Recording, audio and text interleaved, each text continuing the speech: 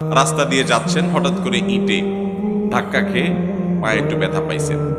এবার ইটের মা বাপ 14 গোষ্ঠী ধরে গালি দেয় না অনেকে, কিরে ভাই, ইটে বেচারার মা বাপ নাই তো, গালি দিলে তো তার গায়ে লাগবে না, অভিশাপ দিলে তো তার গায়ে লাগবে না। তিরমিজির এক হাদিসে আসছে, নবী করিম সাল্লাল্লাহু আলাইহি ওয়াসাল্লাম বলেছেন, যে ব্যক্তি অজাগায় অভিশাপ দেয়, যার মধ্যে অভিশাপ পড়ার উপযুক্ততাই নাই, ওই অভিশাপ ওই ব্যক্তির দিকে আবার ফিরে আসে।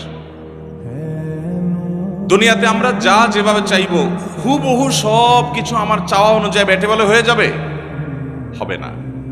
ইমানদার সে যখন এইভাবে আল্লাহ তাআলার ফয়সালা, আল্লাহ তাআলার তাকদীরকে চিন্তা করবে, তখন তার জন্য সবর করা সহজ হয়ে যাবে। যে আমি দুনিয়াতে যা যেভাবে চাবো, হুবহু সেই জিনিসটা সেভাবে হয়ে যাবে না, বরং আমার চাওয়ার বিপরীতে বহু কিছু হবে, এবং আমার চাওয়ার বিপরীত হওয়ার মধ্যে কল্যাণও থাকতে পারে।